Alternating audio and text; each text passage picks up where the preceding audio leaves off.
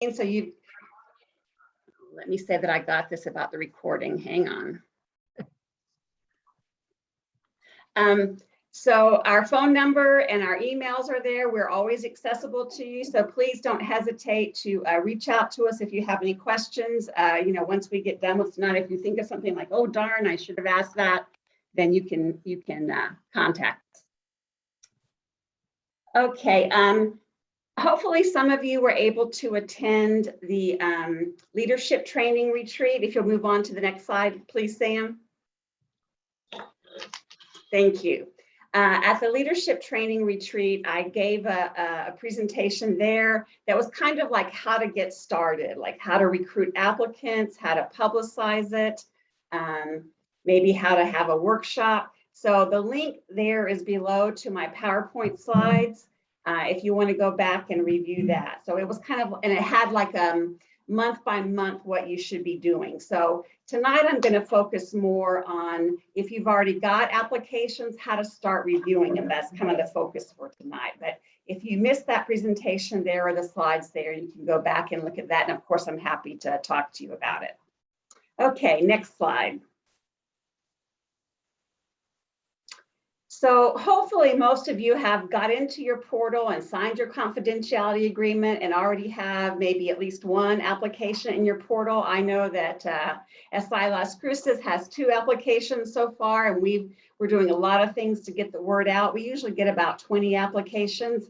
But if you don't get any applications, despite your best efforts, don't panic. There are some things you can do.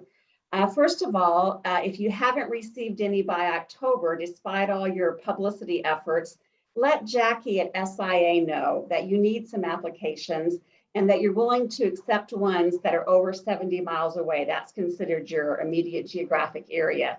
So for example, here in Las Cruces, we do accept people from El Paso and the West Texas region.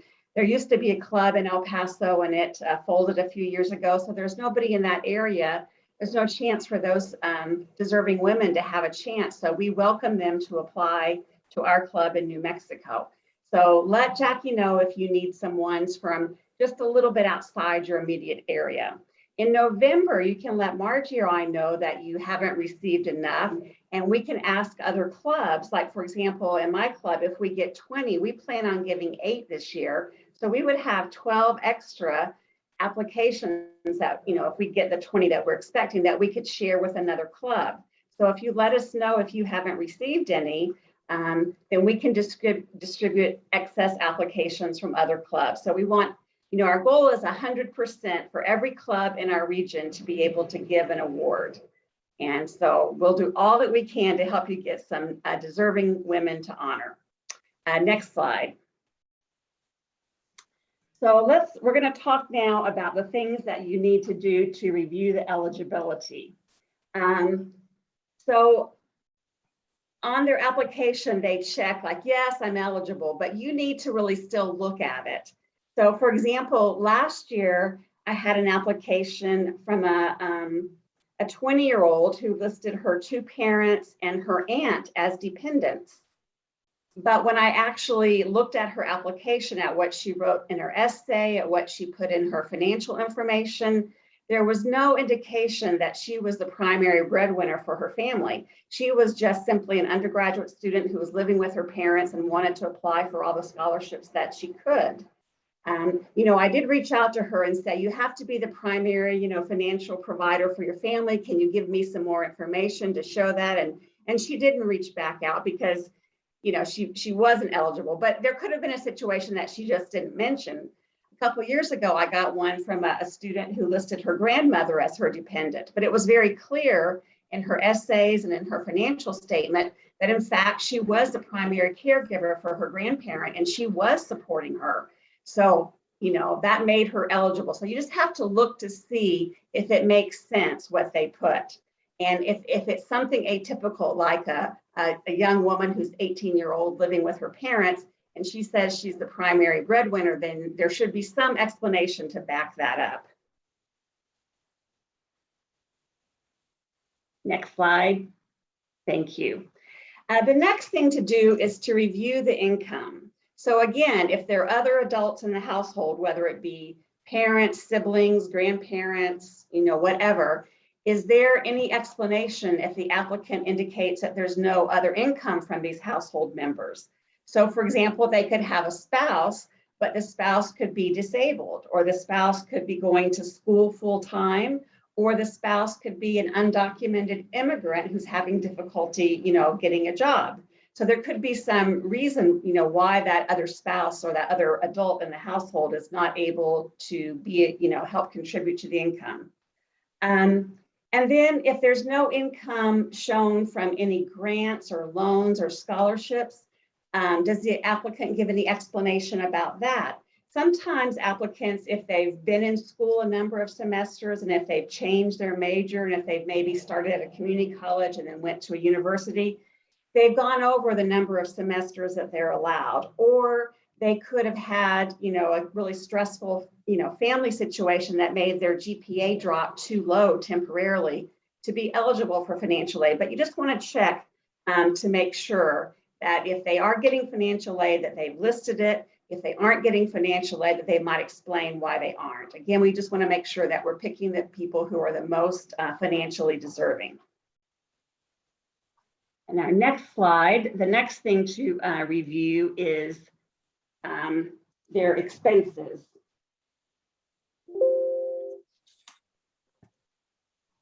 So what we want to look to see, a real common mistake I found is that they're supposed to report their expenses in an annual basis, by 12 months, but lots of times they list them monthly. So for example, I had one person who was a single mom and had several children, and she listed $500 as her annual amount for food. Well, obviously with 5 kids, that didn't make sense. I was pretty sure that was a monthly amount. So you have to contact them and say, you've got to multiply that times 12. You need to report what you're spending on an annual basis. So check that. That's a real common one. Are there any categories that are left blank without any kind of explanation? I had one applicant who had a young baby who listed 0 expenses for the year for herself and her child. Now, perhaps she was getting WIC or food stamps, but that should have been listed in her explanation. Otherwise, she forgot to, give herself credit for the money she was spending on food and perhaps formula.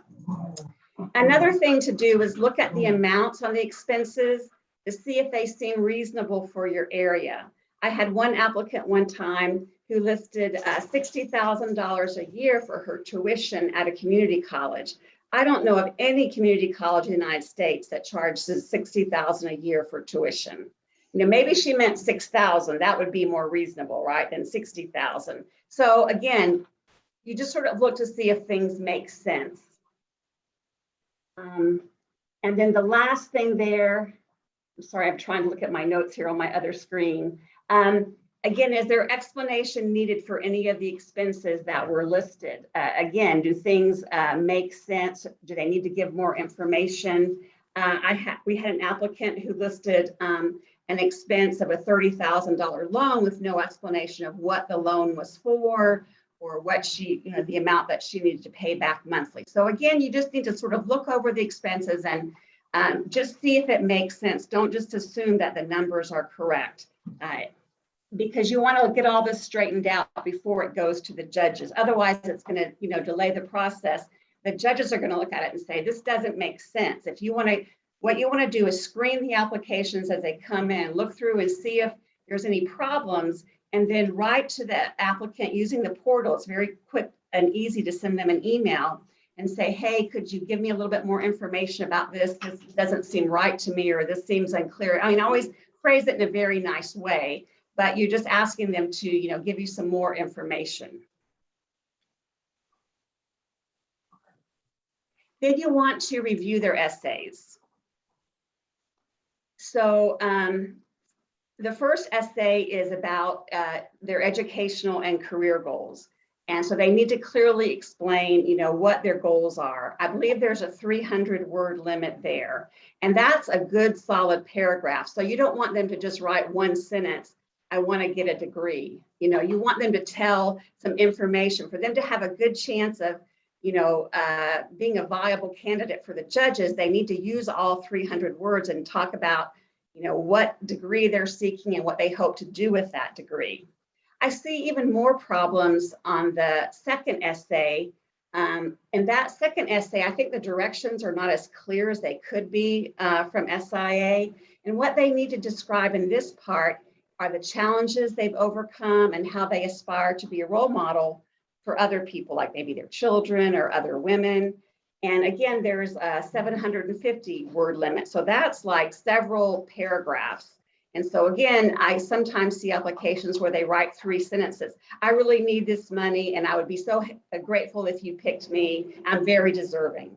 Well, that gives me no information about the challenges they've overcome and their aspirations and how they're gonna, really improve themselves and be a role model for others. So, if that's the case, I write back and say, you've got 750 words. We need to know a little bit more. Could you tell me a little bit more detail, some of the barriers and obstacles that you faced and why do you really want to get this degree? What are you hoping, that you're going to inspire for your children or your family or other women? What do you want to inspire them to be? And so if you prompt them, they're usually able to write a few more, meatier paragraphs and have something, because the essays are probably what makes the biggest impact on the judges.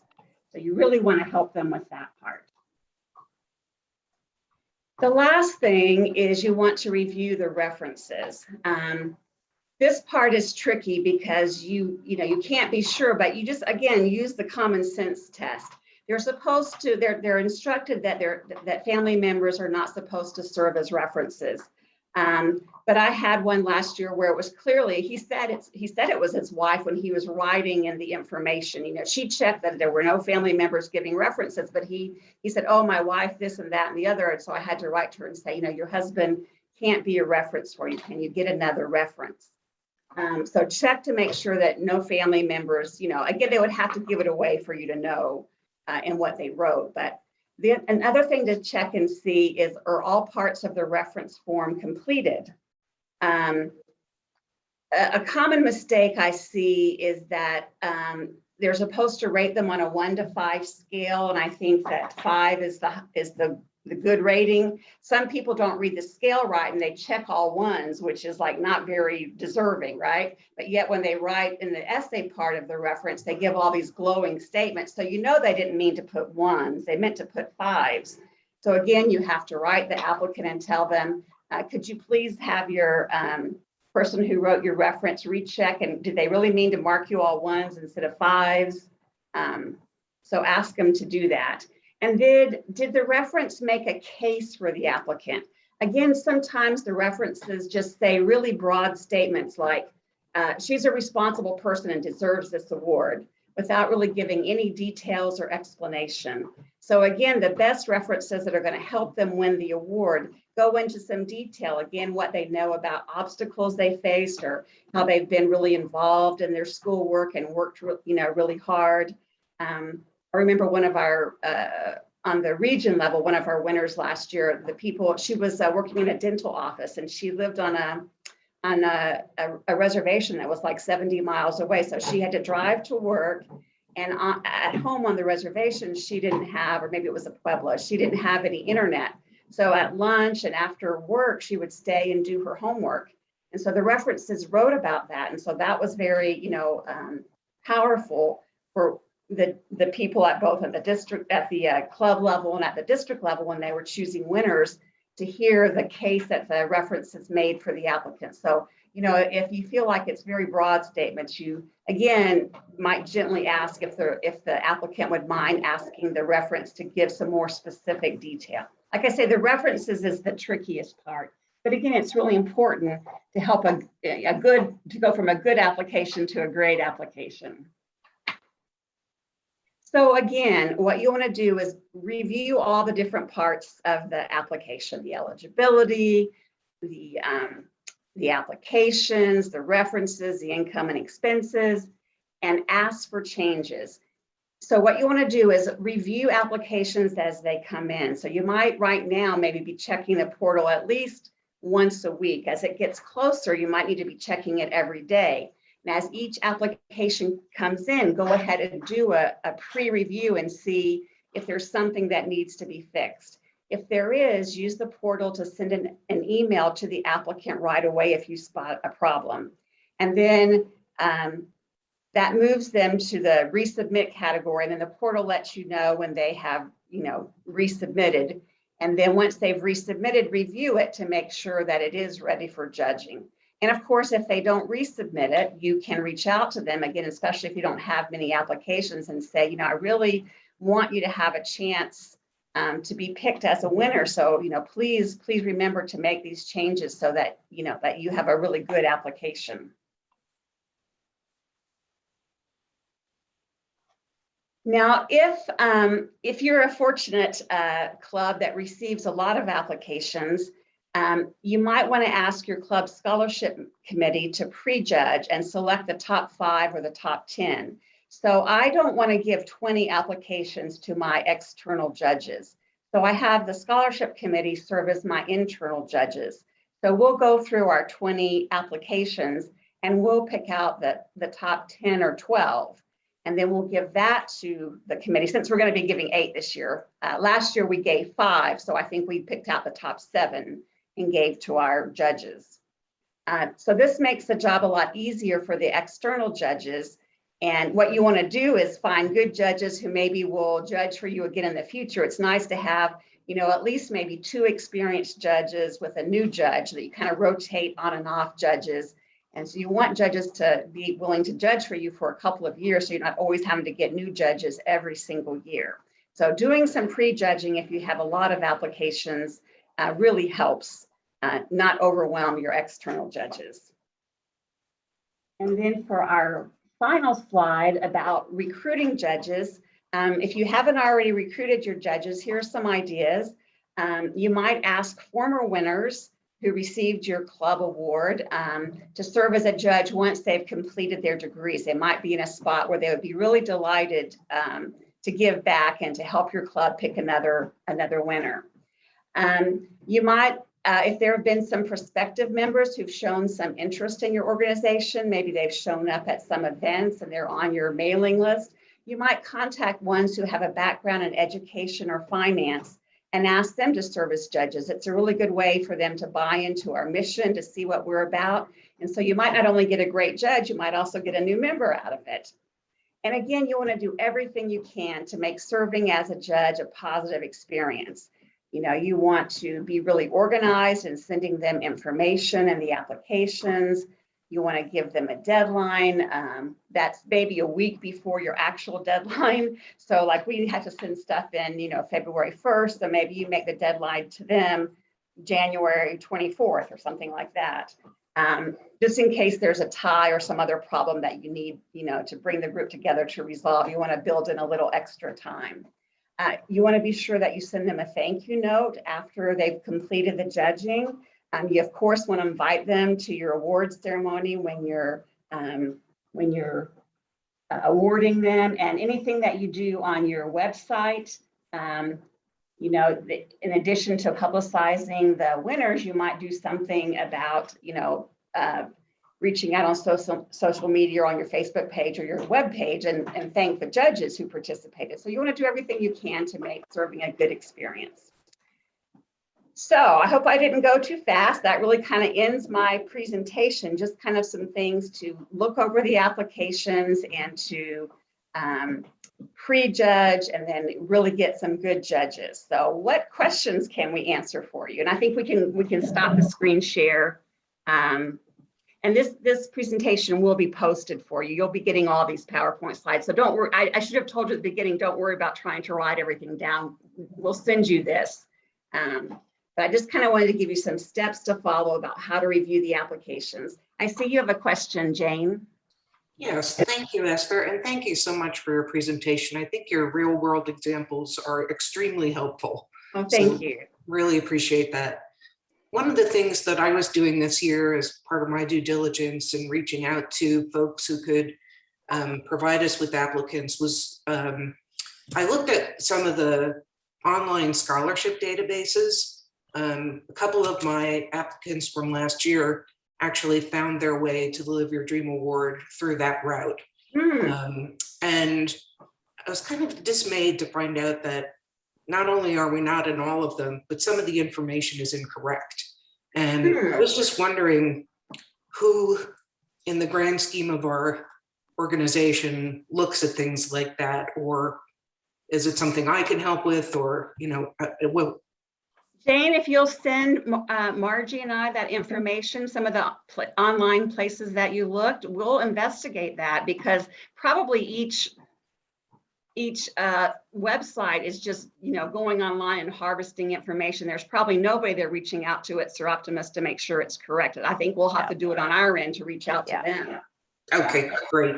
And I know from, you know, as Esther said, you know, sending any of that information to both Esther and I, and then we can reach out to Jackie at SIA. And then there's also the LYD Awards email address, and they are pretty responsive. I think Jackie's been getting back to us within, you know, 24 hours right now. Yes. So as it gets busy, she takes a little longer.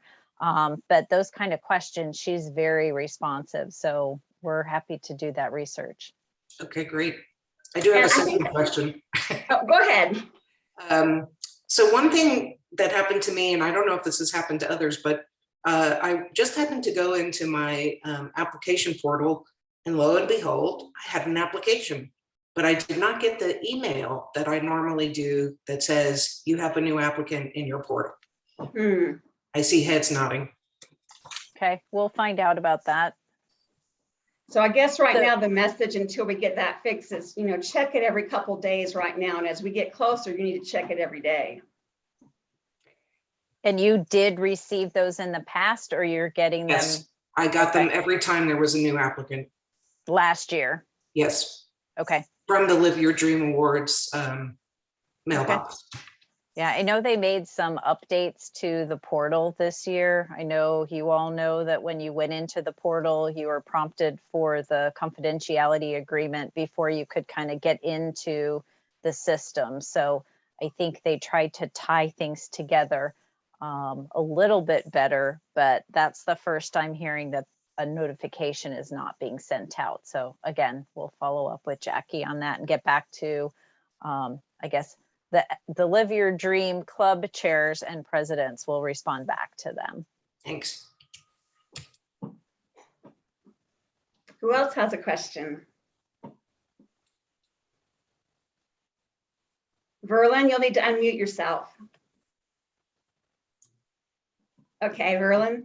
Okay, I mean, I know I can ask Esther questions anytime, but my question is, when applications come in, if we don't have any problems, if, you know, there's nothing to question or they've done everything perfectly, do we respond to them just to say, we received your application, or thanks, or?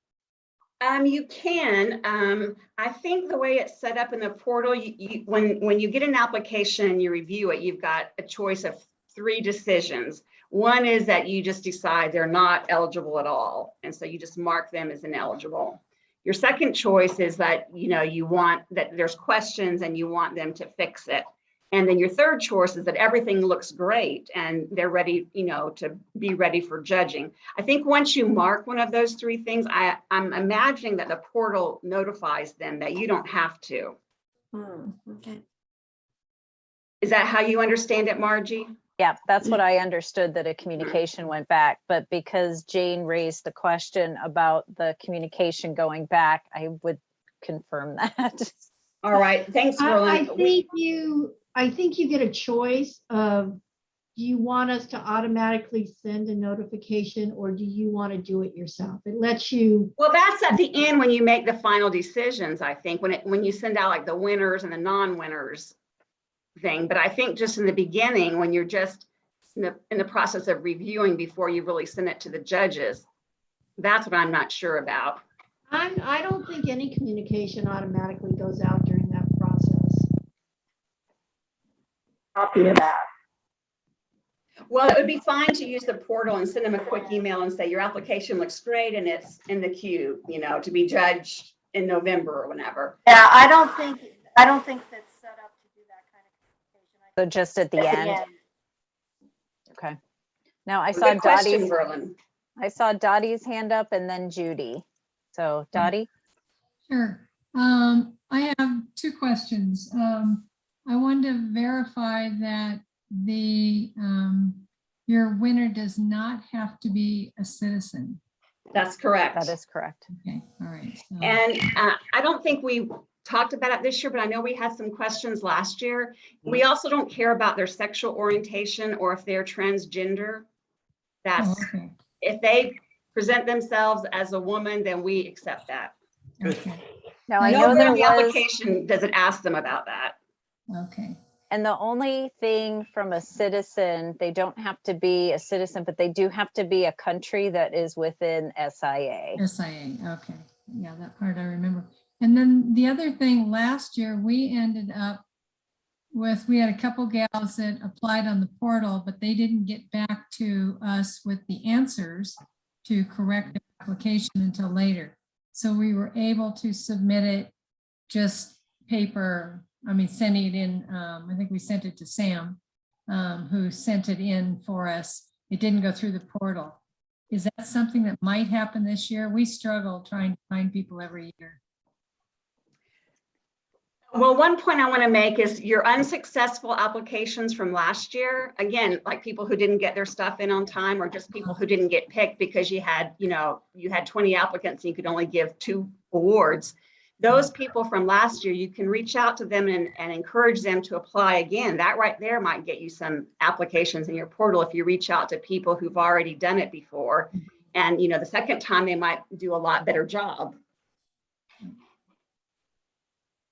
Okay, well, on those, just so you know, they actually corrected it and we were able to not submit it via the portal. We submitted it on paper and mailed it in. So we didn't end up with anybody left over. We just ended up giving away 5, I believe. So, We do want to encourage people to use the portal because it does make a good record. It helps us track, if someone was awarded the award before, because I guess there has been a case of somebody in their region who applied through one club and won, and then applied through another club another time. So the portal helps us to be able to track things like that. it's easier too. Yeah. Yep. And I have a feeling that, as it becomes more efficient on the SIA side, a lot of the reporting that we're having to do after the fact by hand on Excel worksheets, I think they'd be able to capture all that information if it's all in the portal. So Okay. just future. Thanks. Great. Thanks for the questions. Judy, I saw your hand up before.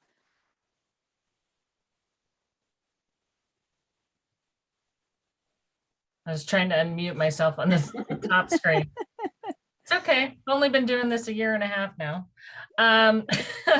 One of my questions is, how do you all handle your ties if you have a tie?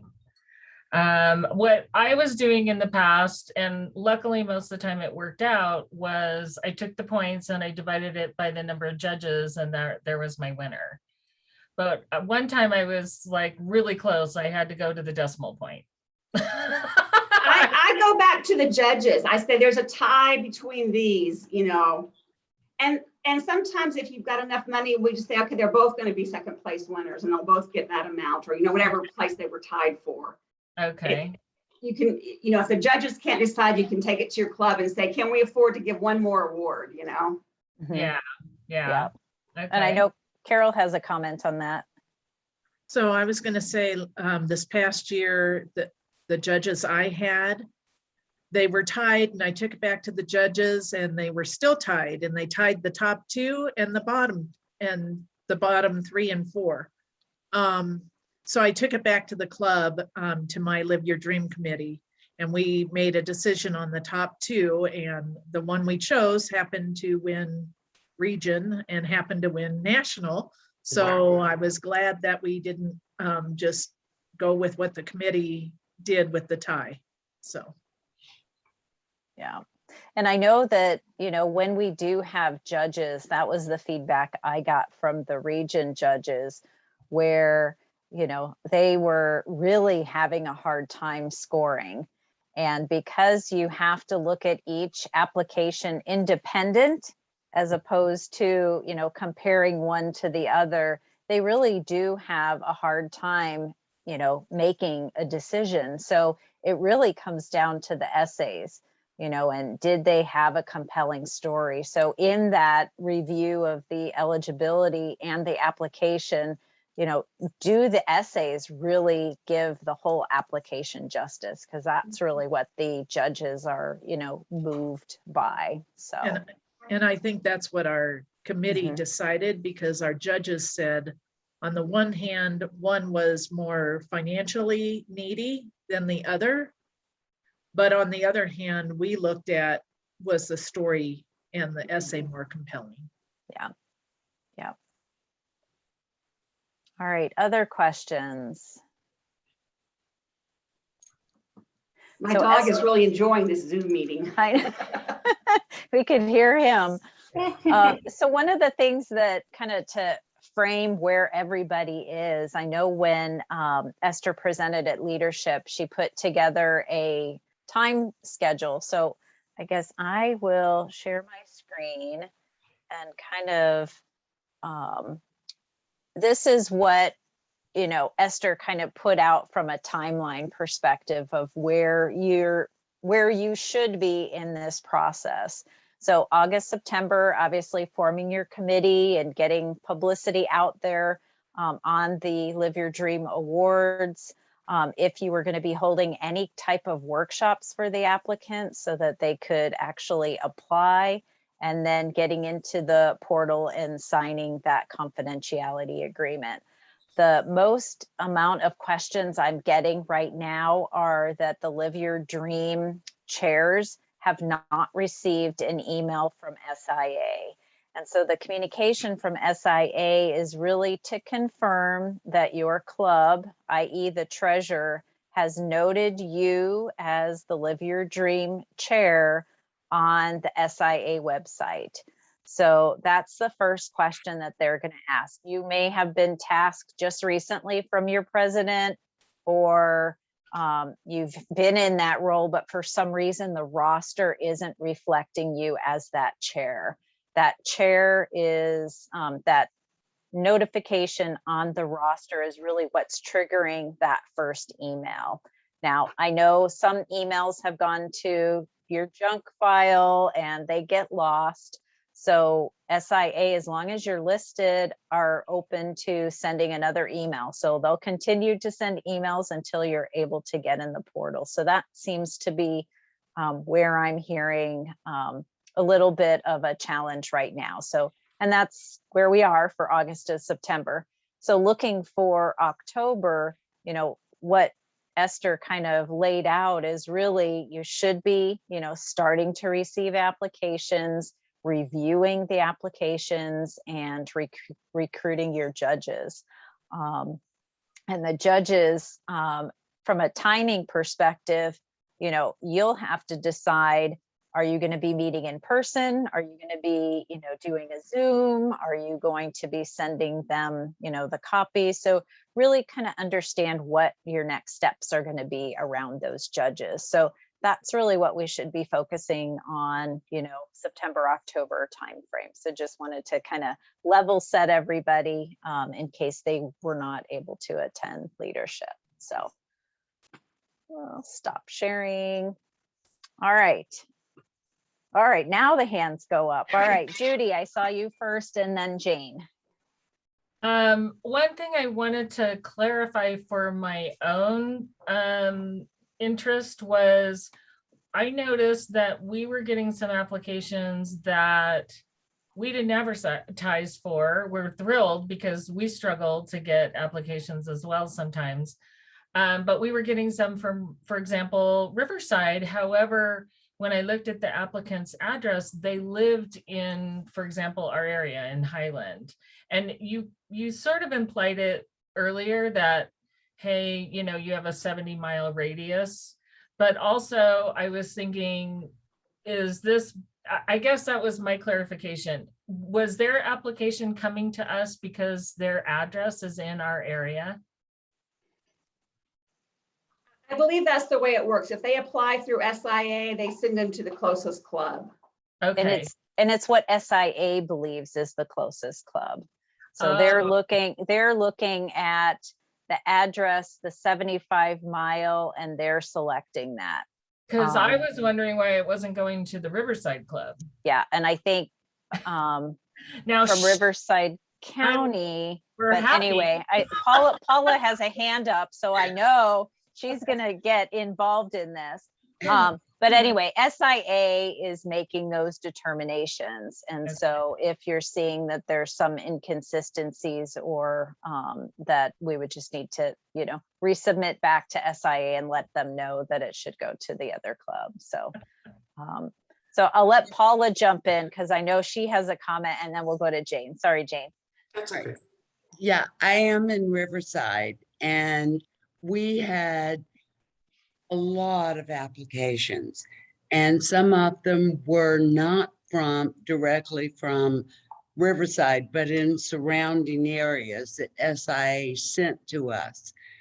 However, we reviewed all of the applications that we received, and we did farm out those that we did not give awards to other areas. And I'm not sure exactly how that comes in. We were getting applications from Upland and other places. And I'm not sure exactly how to handle that. I think we had about 12 applications and we gave 3 awards and then sent out those that we did not select to be available for other clubs. So the original applications, the applicant will put in their zip code, and whether that's their home zip code or their school zip code, who knows what they choose, but they'll put in a zip code, and it gives them a list of, I think, the 6 or 10 or so Yeah, closest it's a clubs bunch. Mhm. Mhm. to that. So, and then they select which club they will apply to. So like I'm from Palm Springs, and so somebody who might live in Palm Springs, but they go to college in Palm Desert, they might pick Palm Springs because that's where they live. They might Right. pick Palm Desert because that's where they go to school, or they might just, play their luck and pick Yucca Valley or something. It depends what the applicant is picking. And that's why you might be getting something that you think should go to Riverside or should go to, Moreno Valley or whoever. It's just what the applicant picks. All right, Jane. Thanks, Margie. I had a question about those applicant workshops. I don't know if anyone's ever done one before, but I guess my question is more about the confidentiality of applicant to applicant. So we sign a confidentiality agreement, and so do our judges. I just wondered, like, there were times that after the award ceremony in February that I would have loved to actually copied all of my winners, on each other's emails because they really hit it off during the ceremony. But I didn't think that was cool from a confidentiality perspective. So just goes back to that idea. And, how can you hold an application workshop if you have multiple applicants there? So if you look at the information on the SIA website where they give tips about holding workshops, they recommend that you have a ratio of 1 Seroptimus member per 3 applicants, and that you have them like in a computer lab or bringing their laptops with them. And what you'll be kind of going over is the process. So, and you might tell them like, if you have individual questions but you don't want to, share your private information, then we're just going to talk in general, and you can talk to me individually once the workshop is over. But you just sort of are going over the process and helping them feel more comfortable. Because again, for a lot of women, it's a pretty intimidating application to have to write 2 essays and give all the income information. That's why you see these mistakes, because it's just a little bit more complex application than maybe what some of them are used to or have ever applied before. So they just need a little coaching on how to fill it out. but they don't have to share any personal information at the workshop. Okay. Aurora, I see your hand up. Hi. So I just want to give a little bit of feedback. My club, not last year, but the previous year, held a mini workshop. We attached ourselves to another group, Helping Hands for Single Mothers. They were having a workshop at the local Glendale Community College, and we asked if could we be there too and do a short presentation about our award as well, and they obliged. And so we gave a really quick YouTube presentation of what SIA already has about how to submit the application online, so that that information is available. And then we also had them bring their laptops there, and we had a couple of club members that were available to answer questions about, where do you go, what we're looking for, a little bit more one-on-one questions. And we didn't go into depth of what their particular scenario was, but answering questions of, what does the scholarship pay for? How ours is different than the current one? Then we also encourage them, since you can do multiple applications for multiple agencies, apply for their scholarship and apply for our scholarship. We're not competing. We're here to be in addition to. So don't think that's outside of the realm of partnering with bigger organizations that may allow us in to kind of tag team and to get those. So definitely look into that. We even had one lady that needed some assistance with her application, and she kind of got stuck. And so she looked at our advertising on social media. She saw that we were having a bunco, and she showed up to our bunco and said, can somebody help me? And so we had a few members go off in the corner with her and help her kind of where she was stuck in the process. And so let your applicants know that if they need help along the process, that we're here to assist them. Okay, this is what the next step is, let us know. So that's just my 2 cents. Thanks, Aurora. Pat, I see your hand up. Yes, there are some clubs that have co-chairs for Live Your Dream, and I'm pretty certain that SIA doesn't have the provisions to include 2 Live Your Dream club chairs. I know they don't for co-presidents. So that's just a statement that if the clubs have co-chairs, probably only one of them is getting into the portal, and just to share that information with their club buddy. Yeah, I think from a SIA perspective, the challenge also is if you're another elected office, so president, treasurer, we have to let them know that you're also the Live Your Dream chair. So I think they were having some, if you were an elected position and the Live Your Dream chair in their roster, how it was going to, update. So I think they've worked through that. But then also from a co-chair perspective, even at the region level, we typically have one email that we're sending out. Esther, you were going to add something? This just made me remember that I forgot to say about the confidentiality agreement, that not only should you sign it as the club chair, and of course your external judges need to sign it, but if you are doing the internal pre-judging with your scholarship committee, they need to sign it too. So anybody who looks at information needs to sign a confidentiality agreement first, because we want to assure these women that the private things that they're sharing are kept confidential. All right, Rachel. I'd just like to share a tool that we figured out last year. We have been trying to reach out more, not only to the colleges, but also the trade schools in the area. And so we decided one of the best ways to do that being getting on their bulletin boards and getting paper in front of them. And as you all know, we don't do a lot of paper anymore. So we actually created a QR code, because when you're in the break room or on your lunch, or you're picking up your kid from a daycare or at the grocery store, you're not going to grab a paper, but the QR code to scan straight to the link. And I do actually have the QR code in a couple different formats. If you want to tell me which email to send that to, or if you want me to share it to the Facebook page or wherever, we could do that. Rachel, you But can upload it to the chat in here too. I think I can figure that out. So I if can you send it just- to you and you can figure that out. But That's Yeah. but the QR code, I did get some feedback from people saying, hey, yeah, because I could just do that and then it's in my phone and then I can look at it later. And Yeah, so we get a actually good amount of started- applications that way. Yep, we started doing that for job applications, so it really is quick and easy. So great idea. Great idea. Sam, can you make sure we save the chat so that Margie and I can go back if there's things in there later, like that QR code that we can send out to people? I mean, There's a way to save it. yeah, I can do that. Thank you. All right, any other questions? Actually, this is a plug for Aurora. She taught us in leadership training how all of us can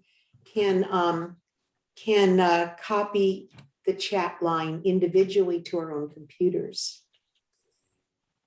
Yeah, see how much we used our knowledge here. Yeah, save chat.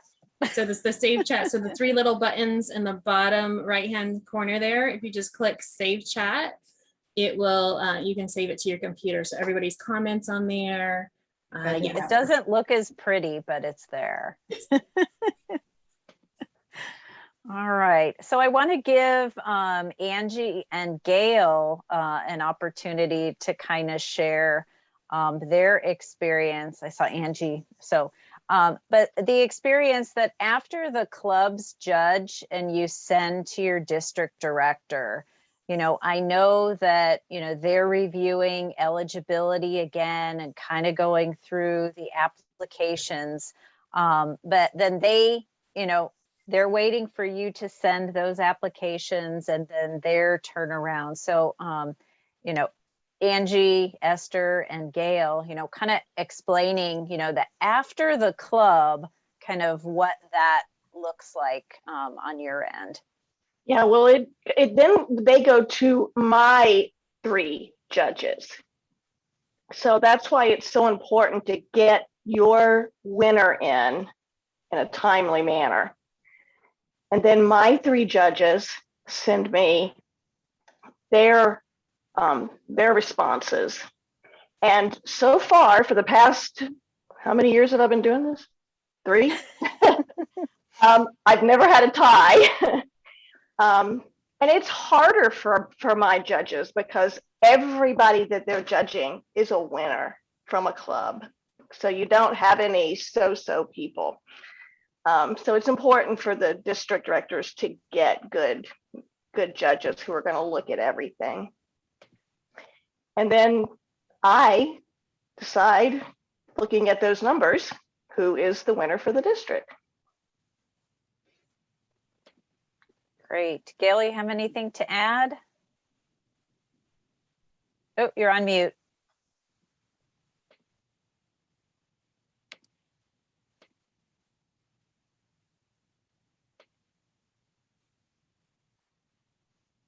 Not everybody was sending me all the forms I needed each time, and I wasn't sure myself, being my first time, that I didn't know what forms I needed. And so I found out. So this year I kept everything kind of from last year, so I know what I'm doing this year. and I have the 3 judges, and they did pick out the 3, and then I sent it on to you. Actually, I did last year, and then they picked one out of the 3 at my people. Yeah, great. And it was interesting. I actually enjoyed doing it. Great. Thank you. Thank you for saying yes again. Yes. Esther, do you want to add anything from a district perspective? I can't think of anything to add, but I saw that Pat had a question or a comment. I saw Pat and then Judy. So maybe Pat was just wiping her brow. All right, Judy. It just occurred to me when many of you said you had multiple winners. Unfortunately, we're not able to do that right now, so we just have the one. However, when you have multiple, like you're giving out 5 awards, so then are you also then rating them 1 to 5? Like, who do you send to region? If you're giving them all Just your $1,000? top one. Okay, and you're giving them all $1,000 each? No, like our club gives awards ranging from 2,000 to 500. Okay. So the first place winner gets the most, and the 5th or 8th place winner might get just the $500. Okay. So really, there's only one winner per club, and everybody else is a finalist. Okay. And then how, for example, when you say, I haven't been on the portal in a long time. It's been a couple of years since I did it. And I did it one of the first years it came out. So there was a lot of glitches. When you guys, if you decide towards the end that, hey, this isn't we're not going to use, one of these or 5 of these applicants, and you quote unquote release them, how does that work in the portal? Did you just say, no, we're not going to use them, and then they redistribute them right then? How does that work in the portal? So my understanding is once you submit them back into the portal, if there's a club that needs that application, then it will be redistributed. But unfortunately, at that time in the process, a lot of the clubs have, awarded their applicants. They've already gone to the judges. So unfortunately, those applicants then potentially would be someone that you would look at this next year if they're still eligible. Gotcha. Okay. Okay. So, and we have, I think, Donia Penny, when she was kind of sharing we say no to 78% of those individuals so from an SIA perspective, and you'll hear more of this at fall meeting, where, really wanting to increase our impact. So looking at how you're structuring the awards and, making sure that we're granting as much as we can, but in a meaningful dollar amount for those. If you're able to give $1,000 and you say, oh, well, I'll give it to 100, 10 people. Well, is $100 really going to, from a scholarship perspective? So, there is that balance, but really wanting to make sure that we're, impacting as many women. And, Linda will share more on that big goal. What is it? 500,000 women and girls for 2021 to 2031. So we really want to make sure that we're impacting a lot of women. So, all right. So we're coming up on 7:30. So I try to stay to the time. So, Esther and I will stay on unless Sam, who is the host, cancels us. But if you have any questions, please, ask away. That's why we're here. You have your district director or your district directors who can, get to us, forward the questions. I really want to make sure that you're not suffering in silence. So if you have a question, let us know. If you haven't received your welcome letter, let us know. If you're having issues with, re-engaging in the portal, that's what we're there for. We're really wanting to make sure that we can have every club be successful. So you'll run into roadblocks, but know that we're here for you, whatever you need. So with that, our first social, cheers. I'm very appreciative for all of you guys carving out time this evening. Not sure if Esther, if you have anything else to add, or Sam is our host. Well, just thanks everybody for coming. I apologize for my dog making such loud chewing noises in the background. I had to keep muting myself so you wouldn't have to hear my dog chew. So sorry about that. Time to walk your dog. Yeah. So, all right. Well, with that, have a great evening, everyone. Thank Bye-bye. you. Bye-bye. Thank you.